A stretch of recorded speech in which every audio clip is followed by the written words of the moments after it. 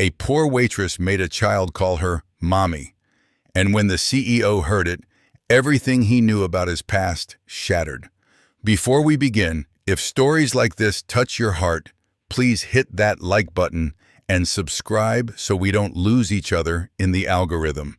Your support means the world.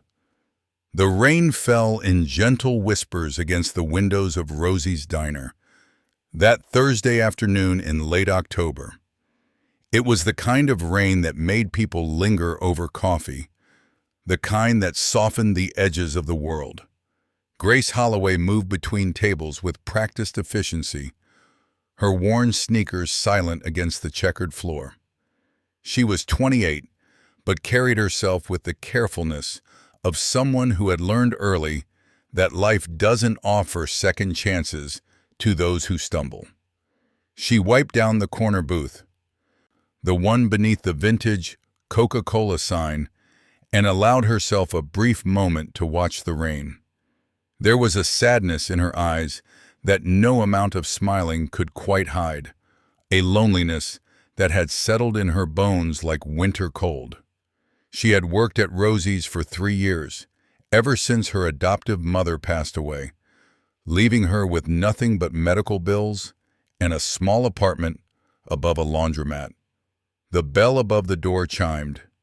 Grace turned and felt the air change. A man entered, bringing with him the scent of expensive cologne and the unmistakable aura of power. Nathan Hale was everything the diner was not. Sharp suit, sharper eyes, the kind of face that graced business magazines beneath headlines about empire building. His jaw was set in that way successful men have, as if the world was merely a board meeting waiting to be dominated. But it was the little girl holding his hand who caught Grace's attention. She couldn't have been more than 5 years old, with dark curls that bounced as she walked and eyes that seemed too old for such a small face. She wore a pristine white dress with a navy cardigan, and she looked utterly miserable. Nathan guided his daughter to a booth, then his phone rang. He glanced at the screen, and Grace watched his expression harden. "I have to take this," he said to the girl, his voice clipped. "Stay here. Don't move." The little girl nodded, but as her father stepped outside, her lip began to tremble. Grace approached with a gentle smile. "Hey there, sweetheart. I'm Grace. What's your name?" The child looked up with wet eyes. "Lily. That's a beautiful name." Like the flower, Grace slid into the booth across from her. "Are you okay?" Lily shook her head. "Daddy's always on the phone. He's always busy. And I miss—" She stopped, her small face crumpling. Grace's heart ached. She reached for a napkin and with deft fingers began folding it. "You know what I learned when I was sad? That sometimes the world gives us little pieces of magic to hold on to." She folded and creased, and within moments, a delicate paper crane sat between them. "See? A wishbird. You make a wish and keep it close." Lily's eyes widened. She picked up the crane with reverent care. "What do you wish for?" Grace asked softly. "I wish—" Lily looked at her, and something in her expression shifted. Recognition flickered across her small face, impossible and certain. "I wish I had a mommy like you." Grace felt her breath catch. Lily reached out and touched Grace's hand. Her voice dropped to a whisper, as if speaking a sacred truth. "You look like her. You sound like her." Tears spilled down her cheeks. "Mommy?" The word hung in the air like a prayer. Grace froze. The world seemed to tilt. She had never seen this child before. She was certain of it. And yet, the way Lily looked at her, the desperate hope in those dark eyes, struck something deep and ancient in her chest. The door burst open. Nathan stood there, phone still in hand, and his gaze locked onto the scene before him. His daughter, touching a stranger's hand. His daughter crying. His daughter looking at this waitress with the same expression she wore when she looked at photos of Clara. He crossed the distance in 4 strides. "Lily," the little girl turned to him. "Daddy, she looks like Mommy. She talks like Mommy. Why does she—" "Lily." Nathan's voice was sharp, but his hands were gentle as he scooped her up. His face had lost all color. He looked at Grace, really looked at her, and something flickered in his eyes. Fear, recognition, disbelief. Grace stood slowly, her heart hammering. "I'm sorry, I was just—" But Nathan wasn't listening. He pulled out his wallet with shaking hands, threw $200 bills on the table, and turned toward the door. "Sir, your change," Grace started. Nathan paused. For one terrible, beautiful moment, their eyes met. Grace saw grief there, raw and bottomless. She saw confusion. And beneath it all, she saw a question he couldn't bring himself to ask. Then he was gone, the bell chiming behind him, leaving Grace standing alone in the empty diner with $200 and the haunting echo of a child's voice calling her Mommy. Outside, through the rain-streaked window, she watched him buckle Lily into a black Mercedes. The little girl pressed her hand against the glass, still holding the paper crane. Grace pressed her own hand to her chest, feeling her heartbeat wild and erratic beneath her palm. She had never seen them before. So why did it feel like coming home? Nathan Hale did not believe in ghosts. He believed in quarterly reports, market trends, and the cold comfort of control. But as he sat in his study that night, whiskey untouched in his hand, he found himself staring at a photograph he had not looked at in months. Clara. His wife smiled out from the silver frame, frozen at 26, forever young, forever gone. The photo had been taken at a charity gala 2 months before Lily was born, before the complications, before the emergency surgery, before Nathan's entire world collapsed into a hospital room that smelled of antiseptic and death. 5 years. It had been 5 years since he held her hand as the monitors flatlined. 5 years since he became both father and mother to a daughter who would never know the woman who gave her life. He set down the photo and picked up another. This one was older, more precious. Clara in their first apartment, laughing at something he'd said, her hand resting on her pregnant belly. She had been radiant. She had been everything. And today, in a random diner on a random Thursday, he had seen her face on a stranger. It wasn't possible. He knew it wasn't possible. Grief could play tricks, could make you see what you desperately wanted to see. But Lily had seen it too. And Lily, at 5 years old, had no memories of her mother beyond the stories Nathan told her and the photos scattered throughout their home. His phone buzzed. His assistant, Marcus. "Sir, I have the information you requested." Nathan straightened. "Go ahead." Grace Holloway, 28 years old. She's worked at Rosie's Diner for 3 years. Before that, various service jobs, retail, cleaning, waitressing. No criminal record, no college degree. She was adopted at age 7 by Linda Holloway, who passed away 4 years ago. Before the adoption, Marcus paused. "There's nothing. No birth certificate, no records. It's like she didn't exist before she entered the foster system." Nathan's grip tightened on his phone. "What do you mean, no records?" "I mean someone sealed them, sir. Or they were never created.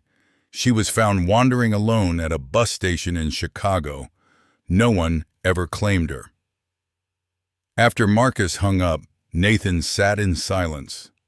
Across the hall, Lily's nightlight glowed beneath her door. He pushed it open gently and found her awake, clutching the paper crane. "Daddy?" He sat on the edge of her bed. "What is it, princess?"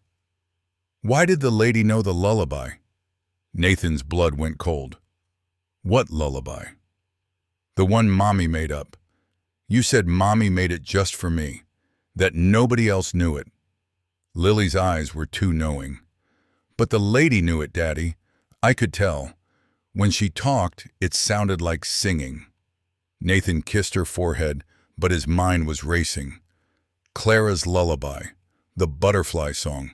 She had made it up in the hospital, delirious with pain and love, singing it to her newborn daughter in those final hours.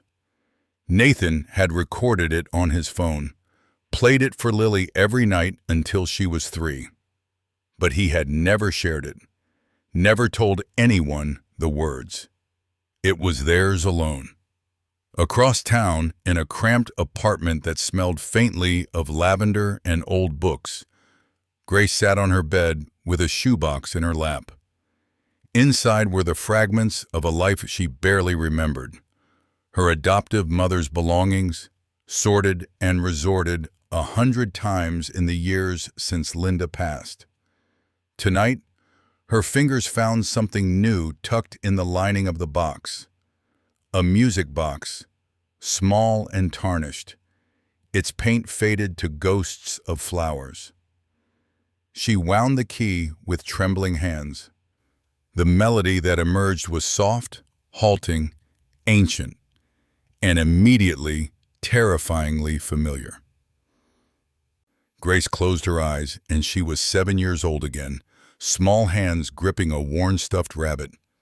Someone's arms around her. A woman's voice singing words she couldn't quite remember. And there was a boy, older than her, reading her stories, telling her everything would be okay. The memory fractured before she could hold it. She opened her eyes, cheeks wet, and looked at the music box. On the bottom, scratched in child's handwriting, were 2 letters, C.M. Grace traced them with her finger. C.M., Clara Marie, Catherine Margaret. The letters meant nothing and everything. She had been found at a bus station in Chicago. No family, no name. The social workers had called her Jane for 6 months until Linda adopted her and gave her the name Grace. But someone had owned this music box. Someone had carved those initials. Someone had sung that song. The next morning, Monday is my morning, Nathan returned to Rosie's diner. He told himself it was to apologize for his abrupt departure. He told himself it was curiosity, nothing more. Grace was behind the counter when he entered, pouring coffee for an elderly regular. She looked up, and he watched the surprise flicker across her face. "Mr. Hale?" "Grace." He sat at the counter. "I owe you an apology. Yesterday, I was rude." She set a cup before him, filled it without asking. "You weren't rude, you were protective. I understand." They studied each other in the morning light streaming through the windows. Nathan saw things he had missed the day before. The way she moved with unconscious grace, the intelligence in her eyes, the way her smile didn't quite reach the sadness beneath. "Can I ask you something?" His voice was careful. "Of course." "Have we met before?" Grace's hand stilled on the coffee pot. She looked at him, really looked at him, and something ancient and painful moved behind her eyes. "Not in the way you think," she said quietly, and Nathan felt the ground shift beneath him. Nathan made the call from his car, parked down the street from the diner where he could still see Grace through the window. "Marcus, I need everything. I don't care how deep you have to dig. Birth records, foster care files, hospital admissions. Find out who Grace Holloway was before she was Grace Holloway. His assistant's voice was hesitant. Sir, those records are sealed. It would take a court order. Then get creative. I need answers by tomorrow. He ended the call and stared at his phone. On the screen was a photo of Clara, taken a week before she died. She was in the hospital bed, Lily in her arms, and she was singing. Nathan remembered that moment with crystal clarity. He had asked her what she was singing, and Clara had smiled, tired and beautiful and fading. A butterfly song, she had whispered. So Lily knows she can always fly home. By evening, Marcus had called back. Sir, I found something. Grace was admitted to Chicago General Hospital in November of 1997. She was 7 years old, severely dehydrated, malnourished, and suffering from selective mutism. The attending physician noted she responded to only one name, but it wasn't Grace. Nathan's heart hammered. What name? Aria. The name hit him like a fist. Aria. It meant nothing to him. But Clara had a sister, an older sister who had disappeared when Clara was young. Nathan had only learned about her after Clara's death, going through her things, finding childhood photos with a girl's face scratched out, finding letters never sent. Clara had never spoken about her, not once. Meanwhile, Grace stood in her apartment, holding the music box, trying to coax more memories from its broken melody. The afternoon sun slanted through her window, catching dust motes like falling stars. The knock at her door startled her. She wasn't expecting anyone. Through the peephole she saw him, Nathan Hale's driver, holding the hand of a little girl in a yellow sundress. She opened the door slowly. Mr. Hale didn't mention, he doesn't know we're here. The driver, an older woman with kind eyes, smiled apologetically. I'm Mrs. Chen, Lily's nanny. The child insisted on coming. She said she had to see you. Lily stepped forward, clutching something in her small fists. Miss Grace, I brought you something. Grace knelt to the child's level. Hello, sweetheart. Lily opened her hands. Inside was a worn photograph, creased and faded. This is my mommy. Her name was Clara. Do you know why you look like her? Grace took the photo with shaking hands. The woman staring back at her was beautiful. Dark hair, kind eyes, a smile that Grace had seen in her own mirror every day of her life. The resemblance was undeniable. Impossible. I don't know, Grace whispered. Can you sing the butterfly song? Lily asked suddenly. Please? Mrs. Chen says it's Mommy's song, but you know it. I know you do. Grace looked at Mrs. Chen, who nodded slowly, curiously. I don't, Grace started, but then the words came, unbidden. From some deep place she didn't know existed. Her voice was soft, uncertain, but the melody was there, perfect and pure. Little butterfly, don't you cry, spread your wings across the sky. When you're lost and far from home, follow the song, you're not alone. Mrs. Chen's face went pale. How do you know that? Clara made that up. No one else knew those words. No one. She sang it to Lily in the hospital, but never anywhere else. We tried to remember it after she died, but we could only recall the melody. Grace's voice broke. I don't know. I don't know how I know it. It's like I've always known it. The music box sat on the table behind her, its melody silent but present, and Lily pointed to it. Can I see? Grace handed it to her, and Lily turned it over, studying the carved initials. CM, she read slowly. Then she looked up, and her small face was alight with understanding beyond her years. C.M. Clara Marie. That's Mommy's name. Mommy's music box. The door opened behind them. Nathan stood in the hallway, breathing hard as if he'd run up the stairs. His eyes took in the scene. His daughter, his nanny, and Grace, holding his dead wife's photograph, tears streaming down her face. "Mrs. Chen, what—" he started. But Lily ran to him. "Daddy, she knows Mommy's song. The whole song. And Mommy's music box is here. How did it get here, Daddy? Daddy?" Nathan moved into the apartment slowly. He looked at the music box in Lily's hands, at the photograph Grace still held, at Grace herself. And Grace saw the moment everything clicked into place for him. The recognition, the impossible truth taking shape. His voice, when he spoke, was barely a whisper, raw, broken, terrified. "Who are you?"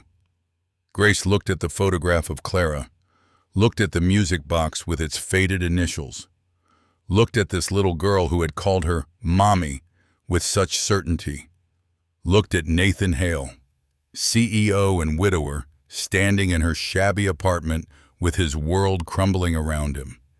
And Grace realized she didn't know the answer, but somewhere in the forgotten spaces of her past, in the sealed records and stolen years, the truth was waiting. "I don't know," she whispered, "but I think we're going to find out." The coffee shop was small and tucked between a bookstore and a dry cleaner, the kind of place where people went to disappear for an hour. Grace sat across from Nathan in a corner booth, her hands wrapped around a mug she hadn't yet tasted. Outside, the November wind scattered leaves like forgotten memories. "Thank you for meeting me," Nathan said. His usual confidence was gone, replaced by something raw and uncertain. "I know this must seem insane?" Grace offered a sad smile. "Beyond explanation? Like something from a dream I can't wake up from?" "Yes, all of that." She took a breath. "You want to know who I am? The truth is, I don't know. Not really." She traced the rim of her mug. "The earliest memory I have is being 7 years old, sitting on a park bench in Chicago. It was spring. There were butterflies. I was wearing a yellow dress with a butterfly pin on the collar, and I had this song stuck in my head, the one Lily asked me to sing." Nathan leaned forward. "Nothing before that?" "Fragments, feelings more than images. The sense of being loved, of being safe. Then nothing. Just waking up on that bench with my stuffed rabbit and that pin." Her voice dropped. "The social worker said I wouldn't tell them my name for months. When I finally spoke, I told them I was waiting for someone to come back for me, but no one ever did." The pain in her eyes was ancient, a wound that had never properly healed. Nathan recognized it. It was the same pain he saw in his mirror on the anniversary of Clara's death, on Lily's birthday, in quiet moments when the past refused to stay buried. "I need to tell you something," he said slowly. "And I need you to understand that until yesterday, I had convinced myself I'd imagined most of this." Grace waited. "When I was 8 years old, my parents were foster parents. They took in children short-term, usually just for a few weeks or months. That summer, they brought home a little girl. She was maybe 5, maybe 6. She didn't talk much, but she loved butterflies." Nathan's voice caught. "I called her Gracie because she wouldn't tell us her real name. She followed me everywhere. I taught her to read, to ride a bike. She was my shadow for 3 months. What happened to her? Nathan's jaw tightened. My parents died. Car accident on the interstate in September. I was at a friend's house. Gracie was with them. He looked down at his hands. I woke up in the hospital 3 days later. My uncle told me my parents were gone. When I asked about Gracie, he said she'd been transferred to another facility, that I shouldn't worry about her, that she was safe. But you never saw her again. Never. My uncle adopted me, moved me across the country to New York. I tried to find her when I got older, but the records were sealed. After a while, I told myself, maybe I'd imagined how close we'd been.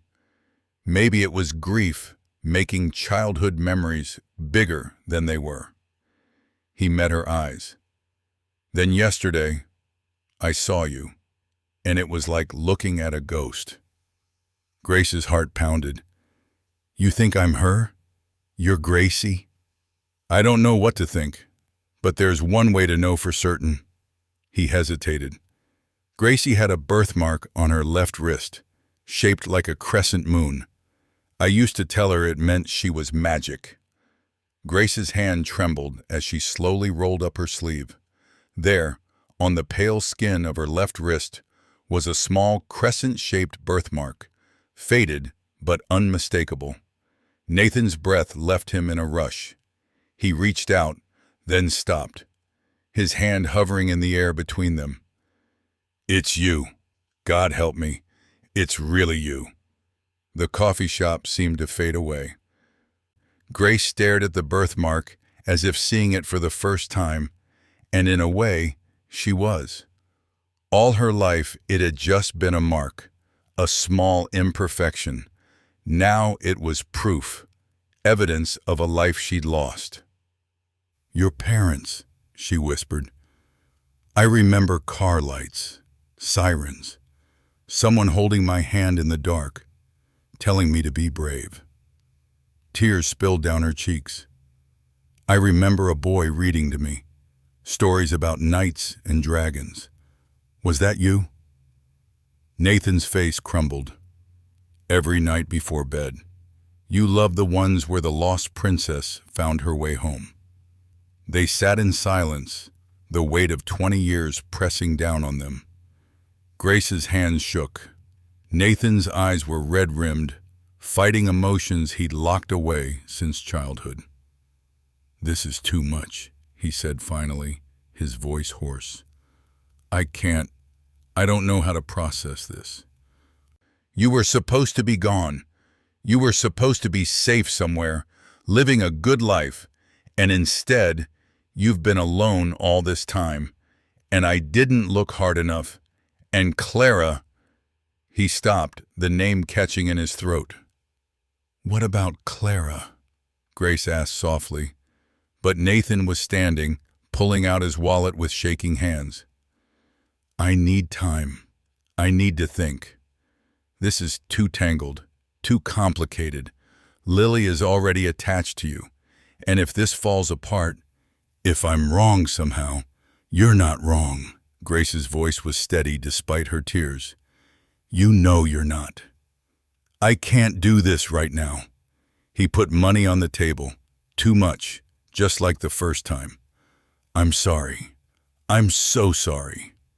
He left her there, and Grace watched through the window as he climbed into his Mercedes and drove away. She looked down at her wrist, at the crescent moon that had always been there, waiting to tell her story. She had found her past, her brother, the family that had loved her, and now she was losing them all over again. She gathered her things and walked out into the cold November afternoon, more alone than she had ever been, because now she knew what she'd lost. Now she had names for the ghosts that haunted her dreams, and knowing, she discovered, hurt far worse than forgetting ever had. Nathan couldn't sleep. For 3 nights, he lay awake in his study, surrounded by boxes he'd avoided for years. Clara's belongings, her journals, her photos, her life compressed into cardboard and dust. He told himself he was looking for answers. But really, he was looking for permission. Permission to feel what he was feeling. Permission to let the past reshape his present. On the fourth night, he found it. A journal from Clara's teenage years, the leather cover worn soft with age. He opened it to a random page and saw her handwriting, looping and hopeful. April 19th, 2004. Another panic attack at work today. The lunch rush was too much. Too many voices. Too many people wanting things from me. I locked myself in the supply closet and couldn't breathe. Then Grace found me. She's the new waitress, older than me by maybe 10 years. But she has these kind eyes. She didn't ask questions. She just sat with me and taught me to breathe in counts of 4. She told me, panic feels like drowning, but you can't drown in air. You just have to remember you're still standing. Nathan's blood went cold. He flipped back through the pages. Grace's name appeared again and again. May 3rd. Grace taught me how to make napkin origami today during the slow afternoon shift. She says small, beautiful things help when the world feels too big. June 12th. Grace told me she doesn't remember her childhood. She says maybe that's a blessing. I think it sounds lonely. July 1st. Grace is leaving. She got a better job across town. I cried, which is stupid because I've only known her a few months, but she feels like safety. She gave me her butterfly pin as a goodbye gift. Told me to remember I can fly. Nathan's hands shook as he set the journal down. The butterfly pin. The one Grace had been wearing when she was found. Clara had had it. Clara had known her. But how? When? Clara had been 16 when she worked at Rosie's Diner, the same diner where Grace worked now. 24 years ago. Grace would have been 4. Far too young to have been a waitress, unless the journal was talking about a different Grace. But the napkin origami, the breathing exercises, the butterfly symbolism, it was all too specific, too familiar. Nathan's mind spun. He pulled out his phone and called Marcus, not caring that it was 2 in the morning. The diner, Rosie's Diner. I need to know who owned it 25 years ago, and I need employee records from 2004. While he waited for answers, the house settled around him. Upstairs, Lily was asleep, the music box clutched in her small hands. She'd been crying every night since Grace stopped coming to the diner, since Nathan had made it clear he needed space.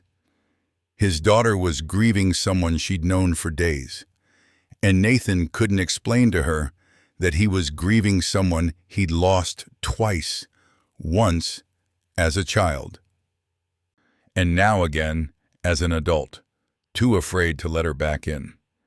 His phone buzzed. Marcus, efficient as always despite the hour. Sir, Rosie's Diner has been in the Patterson family for 40 years. Current owner is Robert Patterson, but his mother Rosie ran it until her death in 2008. As for employee records from 2004, I'll have to dig deeper, but I did find something interesting. Clara's mother, Margaret, worked there in the 90s. Nathan closed his eyes. The connections were everywhere, threads weaving through time, tying all of them together in patterns he couldn't understand. Meanwhile, across town, Grace sat in her empty apartment with a letter in her hands. The wealthy family she'd helped weeks ago had indeed offered her a position, live-in care for their daughter in Boston. Good pay, room and board, a fresh start far from the ghosts of Chicago. She should take it, She should run from the complicated mess her life had become. Nathan didn't want her here. He'd made that clear when he walked away from their coffee, when he stopped coming to the diner, when he built walls between them faster than she could understand why. But then her phone rang. Mrs. Chen, her voice apologetic. "Miss Grace, I'm so sorry to call late. It's Lily. She won't stop crying. She keeps asking for you. She keeps saying," the nanny's voice broke. "She keeps saying her mommy left her, and now you're leaving too, and she doesn't understand why everyone goes away." Grace pressed her hand to her mouth, stifling a sob. "I know Mr. Hale said to give you space," Mrs. Chen continued, "but I thought you should know. This child has already lost so much." After she hung up, Grace sat in the darkness, the letter crumpling in her fist. She looked at the music box on her shelf, at the photograph of Clara she'd kept, at the butterfly pin that had traveled through time to connect them all. That night, it rained. Nathan sat in his car outside Rosie's diner, watching the closed signs swing in the wind. He'd driven here without deciding to, pulled by something stronger than logic. Inside, the diner was dark. Grace wasn't there. He'd heard from one of the other waitresses that she was considering a job out of state, that she might be leaving. He should let her go. It would be easier, cleaner, less painful for everyone. But upstairs, in his daughter's room, a little girl slept with a music box and dreamed of butterflies. And Nathan knew, sitting in the rain with the ghost of his past haunting every thought, that he'd already lost too much to lose her again. He just didn't know if he had the courage to say it. The Rothschild Gala was the kind of event where Chicago's elite gathered to write checks and congratulate themselves on their philanthropy. Crystal chandeliers, string quartets, women in gowns that cost more than Grace made in a year. Nathan attended because he had to.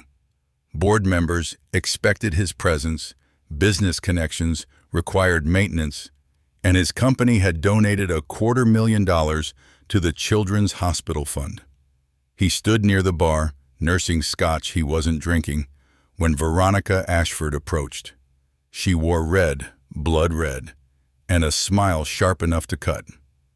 "Nathan, how wonderful to see you." She kissed the air near his cheek. "I've been meaning to call. We should discuss the quarterly review." Veronica had been Clara's college roommate, her maid of honor, and after Clara's death, a shoulder Nathan had briefly leaned on before realizing her comfort came with expectations he couldn't meet. Now she sat on his board, her father's shares giving her influence she wielded like a weapon. "This isn't the place, Veronica." "Isn't it?" Her eyes glittered. "Because I've been hearing the most interesting rumors about you and a certain waitress. Grace Holloway, isn't it?" Nathan's jaw tightened. "My personal life isn't up for discussion." "Oh, but it is when it affects the company, when it affects Clara's memory." She pulled out her phone, tapped the screen, and turned it toward him. It was a tabloid website, grainy photos of Nathan and Grace at the coffee shop, headlines screaming about the mysterious woman replacing the beloved late wife. "You should see the comments," Veronica said softly. "They're calling her an opportunist, a gold digger. Some are even suggesting she's manipulating poor Lily, using your daughter to get to your fortune." "That's insane. Grace doesn't care about money." "Doesn't she? Then why is she the spitting image of Clara? Why does she conveniently appear with a tragic backstory right when your daughter is old enough to remember? It's rather calculated, don't you think?" Veronica's voice dropped, venomous.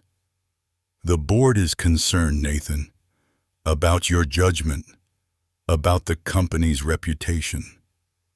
The board can mind their own business. Can they? She set down her champagne. Because I did some digging. Your precious Grace? She worked at Rosie's Diner, the same diner where Clara worked as a teenager. And do you know what else I found? She produced a folder from her clutch. Clara spent her freshman year of college searching for someone. She hired private investigators, spent thousands of dollars, all looking for a girl named Grace. Nathan's world tilted. What? She never told you, did she? Your perfect love story wasn't quite complete. Clara was obsessed with finding this person. Then suddenly, she stopped searching, married you, and never mentioned it again. Veronica's smile was cruel. Makes you wonder what she was hiding. Makes you wonder if this woman showing up now is really coincidence. You're twisting everything. Am I? Or am I protecting Clara's legacy from someone who wants to rewrite history? She leaned closer. Walk away from Grace Holloway, Nathan, publicly. Make a statement, or I'll make sure every board member, every investor, every business partner knows that you're risking everything. Your company, your daughter's stability, your late wife's reputation, for a woman who's probably playing you. She walked away, leaving Nathan standing alone with the folder in his hands. He opened it with shaking fingers. Inside were printouts, emails from Clara's college account, invoices from private investigators, photographs of missing person flyers, all searching for a girl named Grace with a butterfly pin, a girl who disappeared from foster care. The gala blurred around him. Nathan pushed through the crowd, ignoring calls of his name, and drove through the city with no destination. His phone buzzed constantly, news alerts, his assistant, board members. The story was already spreading. Photos of Grace outside her apartment, speculation about her motives, threats in the comments, people telling her to leave Nathan alone, to stop exploiting a widower and his child. He arrived at her apartment building as snow began to fall, the first of the season. He took the stairs 2 at a time and knocked on her door. Grace opened it, and he saw immediately that she knew. Her eyes were red, her face pale. Behind her, he could see boxes, half-packed, her life being compressed into portable pieces. You're leaving. It wasn't a question. I have to. You were right to walk away. This is too complicated, and now it's hurting people. It's hurting you, your company, your reputation. She gestured to her phone on the table, the screen lit with notifications. They're calling me a con artist. They're saying I'm trying to replace Clara. That I'm using Lily. It's not true. None of it. Isn't it? Grace's voice broke. I don't even know who I am. Maybe I am trying to steal a life that was never mine. Maybe showing up was the worst thing I could have done. Grace, what do you want from me, Nathan?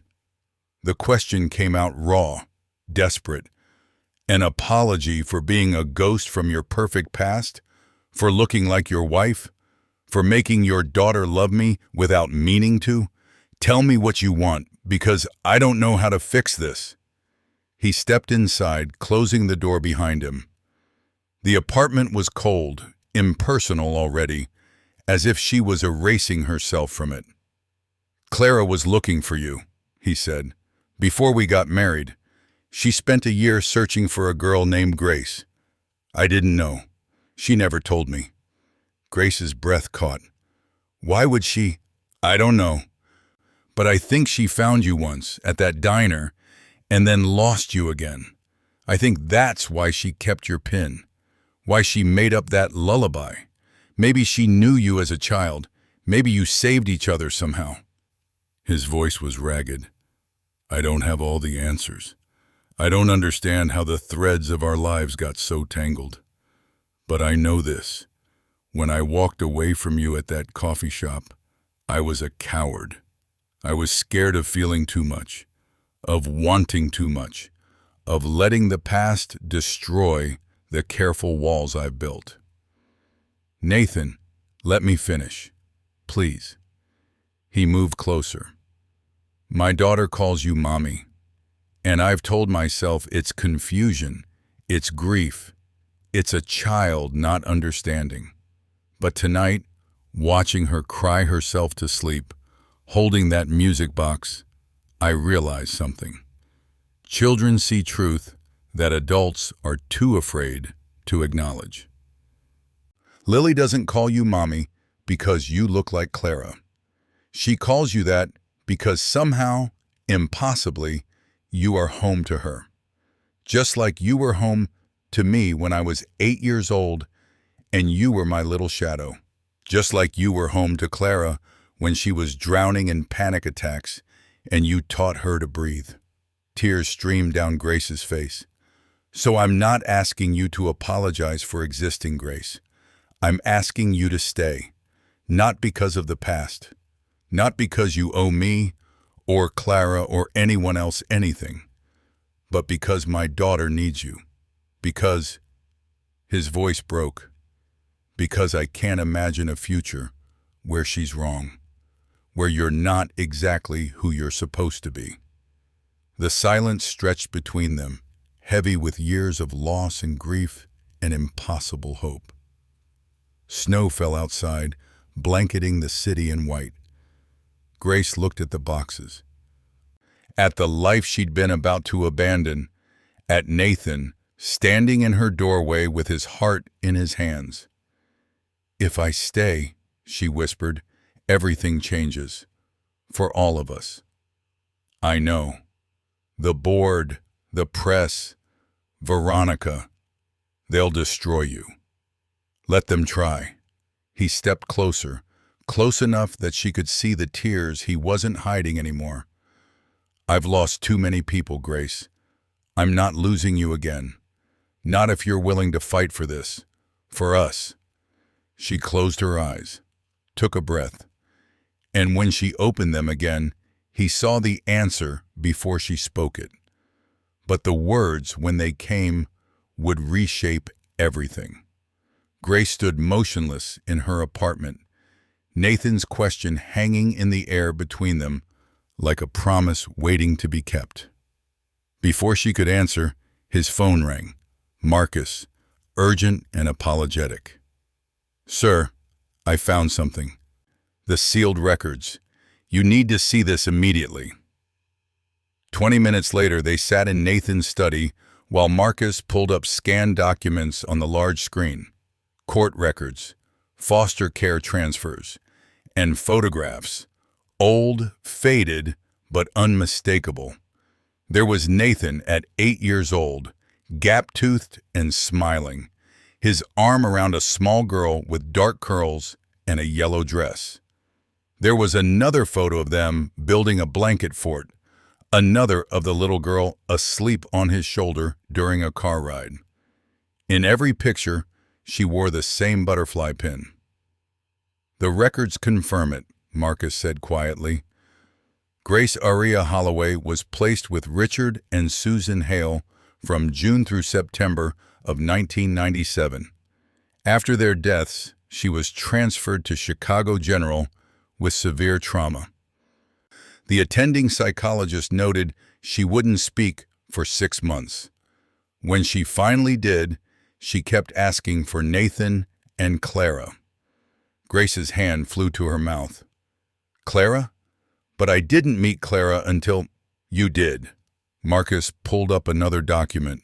Clara Marie Ashford, age 11, was a neighbor of the Hales. She volunteered to help with foster children during summer break.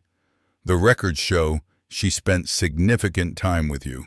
She taught you songs, made you that music box. The memories flooded back like a dam breaking. Grace closed her eyes and she was 5 years old again, sitting in a sunny kitchen while a girl with braids sang to her, painting flowers on a small wooden box. This is for you, Gracie. So you always remember someone loves you. And Nathan, older, kinder than any adult had been, reading her stories on the porch swing. You're my little sister now. I'll always protect you. Then the crash, the sirens, the hospital with its cold white lights, waking up and everyone she loved was gone. The social workers with their pitying eyes, telling her she had to be brave, had to move on, had to forget. But her heart had never forgotten. Clara kept searching for me, Grace whispered. Even after everything, she tried to find me.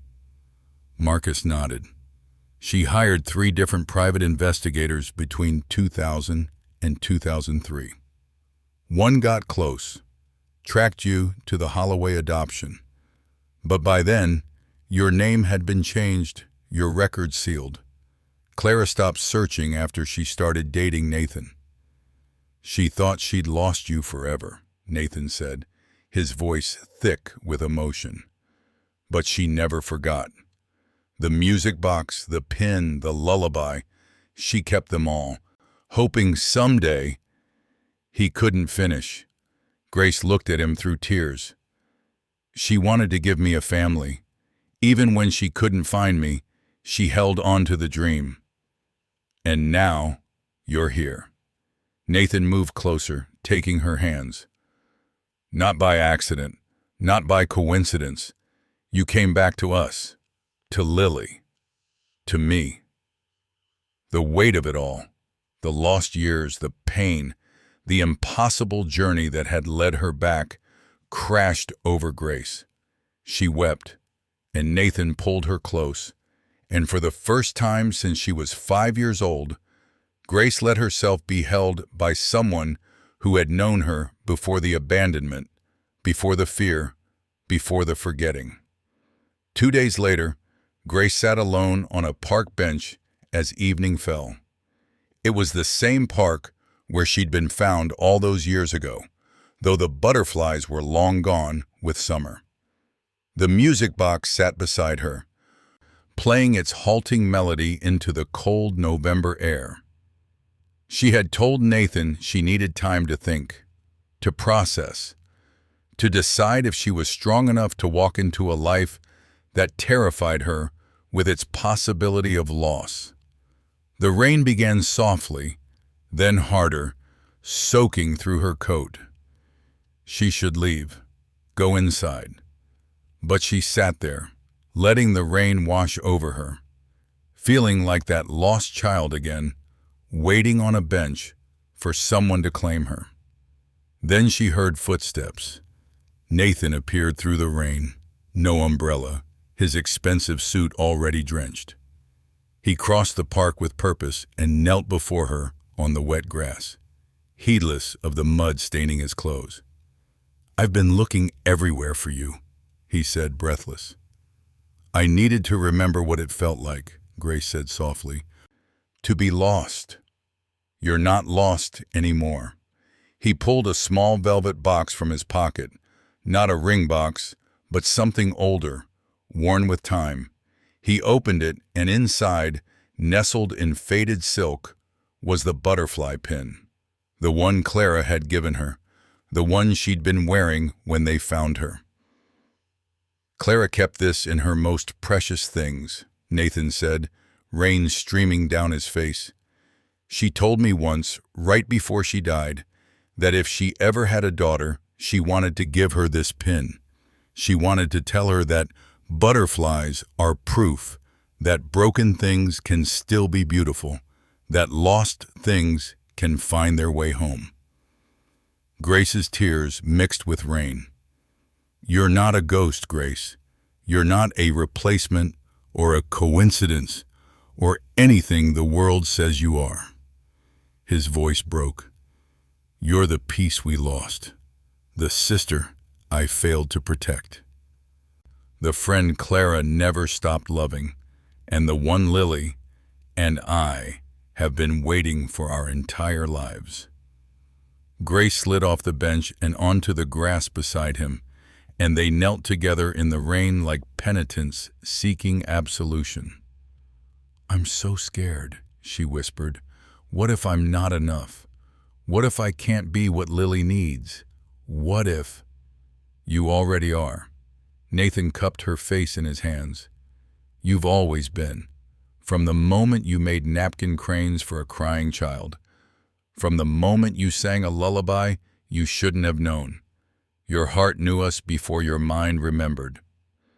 Grace looked at the butterfly pin gleaming in the rain, and she remembered Clara's young voice. "Someday, you'll be part of our family forever. I promise." Clara had kept that promise. Even in death, even across impossible years, she had kept it. Grace took the pin with shaking hands and pressed it to her heart.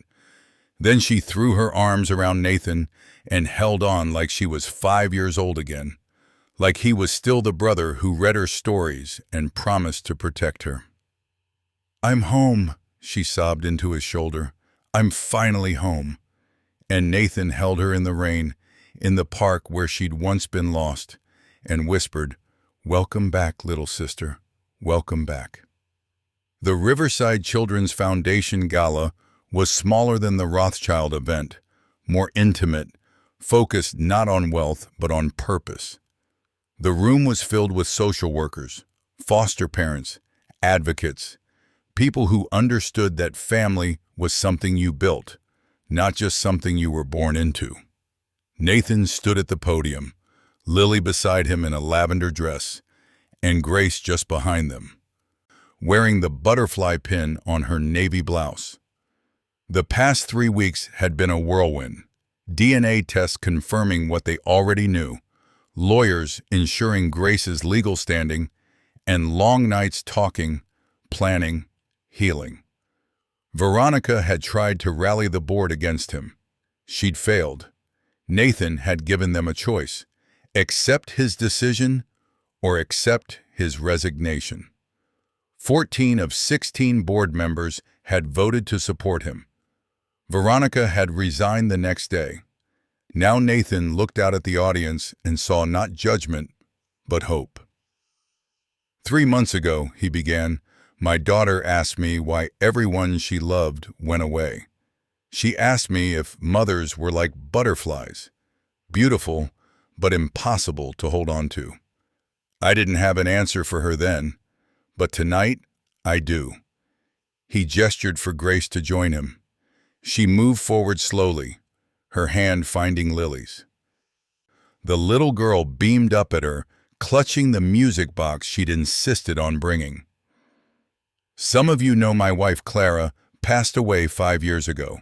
What you might not know is that Clara spent her life believing in second chances. She believed that love doesn't end when someone leaves. It transforms. It finds new ways to exist." Nathan's voice was steady, despite the emotion. "I'd like to introduce you to Grace Holloway. Grace is many things: a survivor of the foster system, an advocate for children, and a living testament to the fact that family isn't defined by blood alone." He paused, looking at Grace with unmistakable tenderness. "She's also the person Clara loved like a sister when they were children. The person she searched for, the person she never forgot. And now, Grace is part of our family, not to replace anyone, but to honor the love Clara always believed could transcend time and loss." The room was silent. Then someone began to clap, then another. Soon the entire audience was standing, applauding not just for the story, but for the courage it represented. Grace stepped forward, her heart pounding. Public speaking terrified her, but Nathan squeezed her hand once, and she found her voice. "Thank you," she said softly. The microphone carried her words to every corner of the room. "I was 7 years old when I was found on a park bench with no memory and no family. For 21 years, I lived believing I was alone in the world, that no one had wanted me, that I'd been discarded. Her voice grew stronger. But I've learned something profound these past months. We are not defined by the people who leave us. We are defined by the people who remember us, by the ones who hold space in their hearts even when we're gone, by the ones who believe we're worth searching for. She looked down at Lily, whose eyes were bright with love. To every child in foster care, to every person who's felt unwanted, you are not forgotten. Somewhere, someone remembers your laugh, your favorite song, the way you made them feel, and if they can't find you now, hold on. Because love has a way of circling back, of finding its voice when we least expect it. Tears streamed down faces throughout the room. Grace saw social workers nodding, foster parents holding their children closer, and in the back, a young woman who looked the way Grace had once looked, lost, alone, uncertain, wiping her eyes with determination. Thank you for believing that family is not made by blood alone, Grace concluded, but by love remembered, by promises kept across impossible distances, by hope that refuses to die. The applause was deafening. Lily tugged on Grace's dress, and when Grace bent down, the little girl wrapped her arms around her neck and whispered, "Mommy." This time, Grace didn't freeze. She held Lily close and whispered back, "I'm here, sweetheart. I'm not going anywhere." That night, after the gala ended and Lily was asleep, Nathan found Grace in the garden behind his house. Snow had fallen earlier, coating everything in silver, and the world was quiet, peaceful. "You were incredible tonight," he said, sitting beside her on the stone bench. "I was terrified. You hid it well." He was quiet for a moment. Then, "Grace B., I need to ask you something." She turned to him, and in the moonlight, she saw vulnerability in his eyes.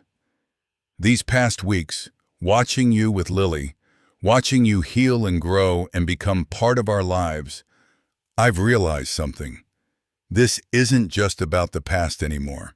It's not just about honoring Clara's memory or keeping promises we made as children." He took her hands. "I'm falling in love with you.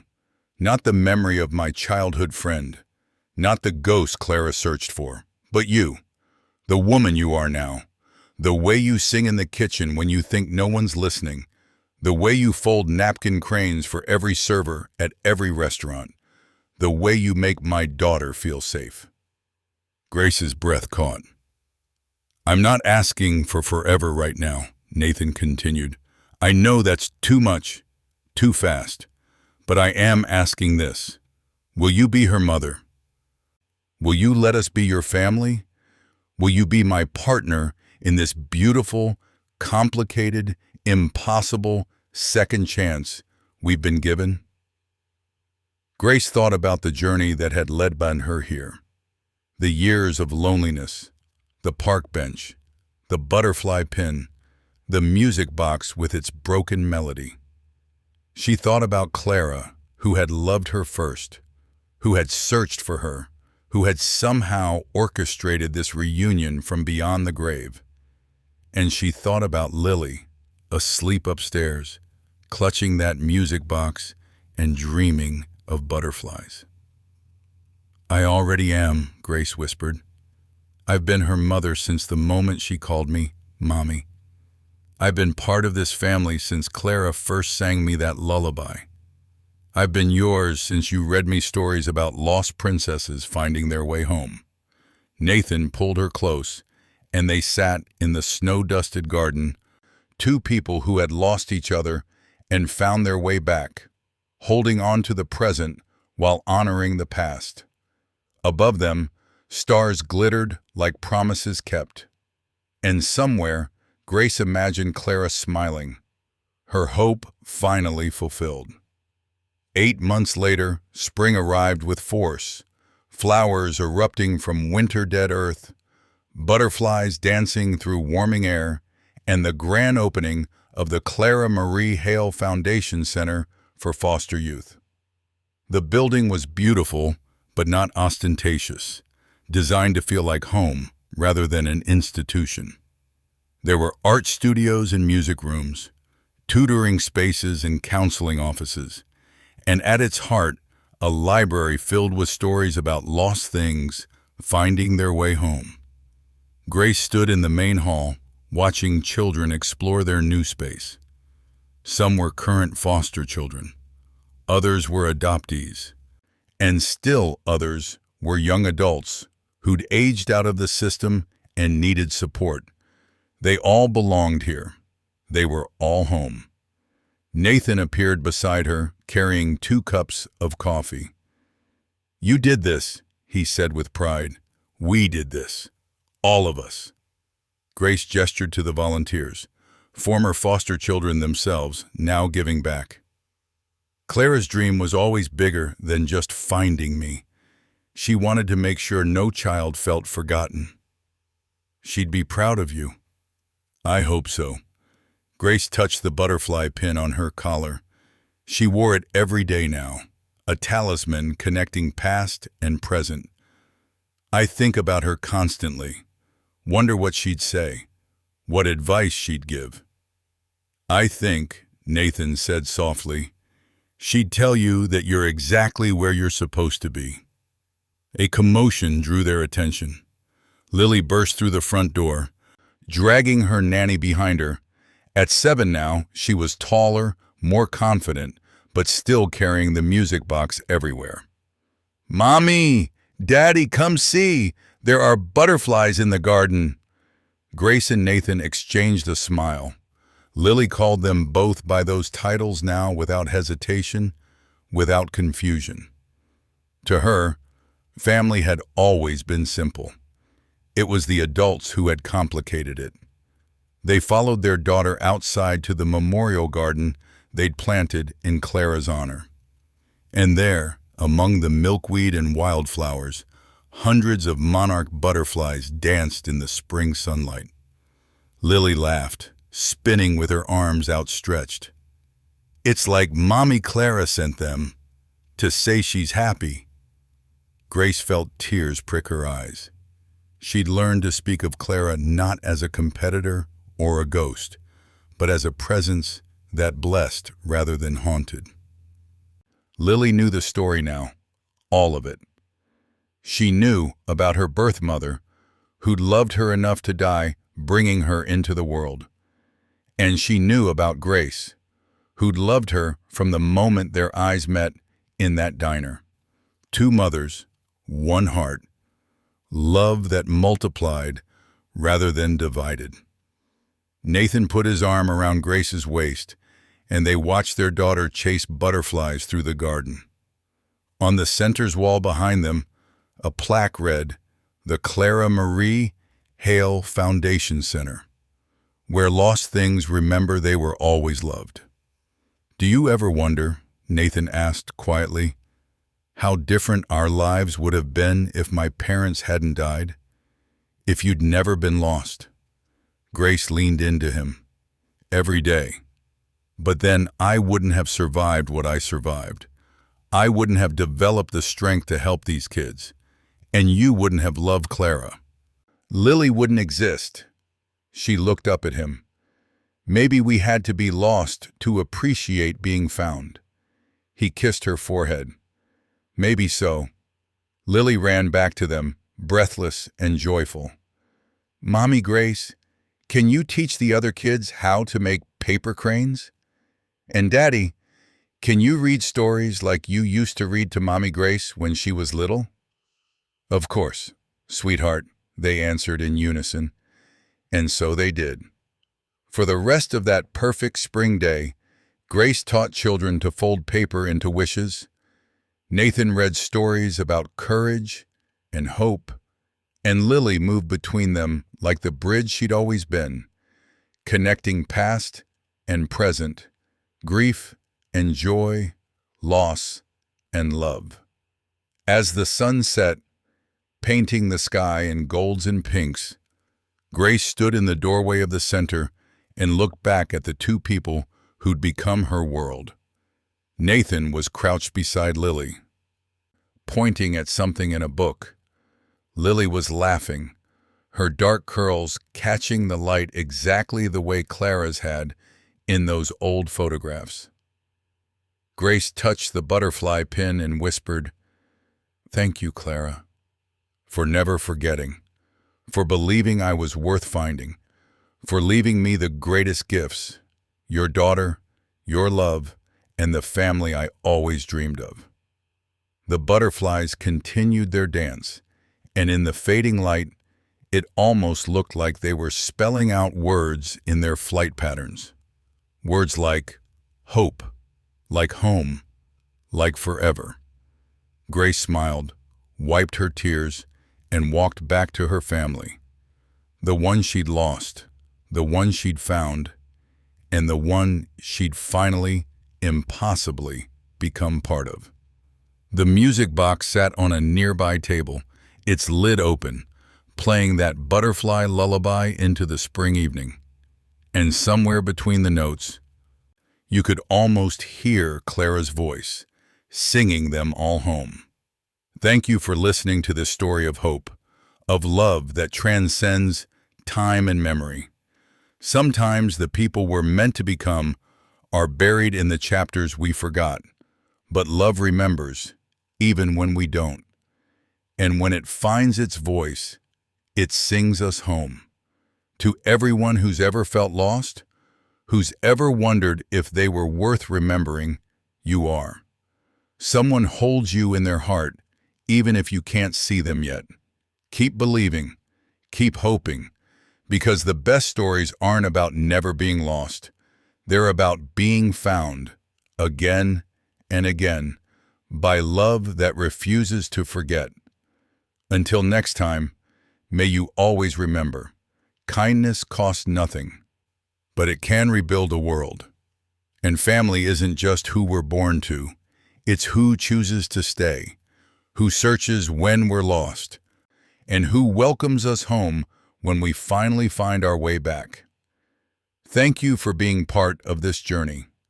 Please like and subscribe so we can share more stories that remind us what it means to be human, to be loved, and to be home.